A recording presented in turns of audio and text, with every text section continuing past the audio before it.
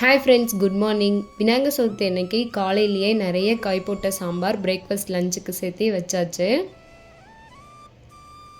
ஈவினிங்காக தான் எப்பயும் சாமி கும்பிடுவோம். ஸோ அதுக்கப்புறம் ரெஃப்ரெஷ் ஆகிட்டு விநாயகருக்கு பிரசாதத்துக்கு தேவையான பொருள்லாம் ஊற வைக்க வேண்டியதெல்லாம் ஊற வச்சிட்ருந்தேன். பொங்கலுக்கு கொழுக்கட்டைக்கு தனித்தனியாக ஊற வச்சுட்டு சுண்டலுக்கும் ஊற வச்சாச்சு. எந்த ஒரு ஃபங்க்ஷன்னாலுமே வீட்டில் மாயிலை தோரணம் கட்டுறது ரொம்ப நல்லது.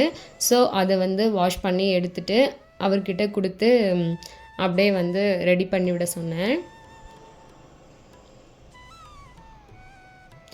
இந்த தனித்தனியாக நம்ம கட்டுவோம்ல, அதை விட இந்த மாதிரி அப்படியே கொத்து கொத்தாக தொங்குறது நல்லா அழகாக இருக்குது. எனக்கு கொஞ்சம் பர்ஃபெக்டாக இருந்தால் தான் பிடிக்கும். ஸோ அதனால் கொஞ்சம் நகர்ந்தால் கூட இப்படி வைங்க அப்படி வைங்கன்னு சொல்லி ஃபைனலாக பார்க்கும்போது நல்லா இருந்தது. நெக்ஸ்ட்டு ஒர்க்காக நிலைவாசல் அலங்காரம் பண்ணிகிட்ருந்தேன்.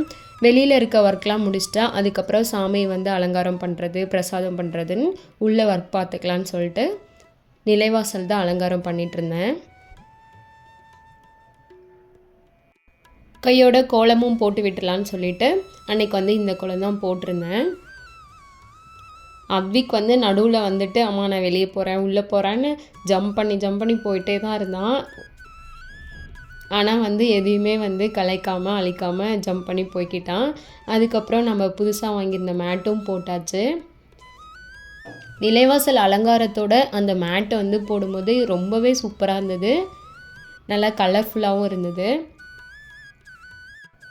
நெக்ஸ்ட்டு என்னென்ன ஒர்க்லாம் பண்ணேன்னு சொல்லிவிட்டு அடுத்த வீடியோவில் பார்க்கலாம். அது வரைக்கும் பாய்.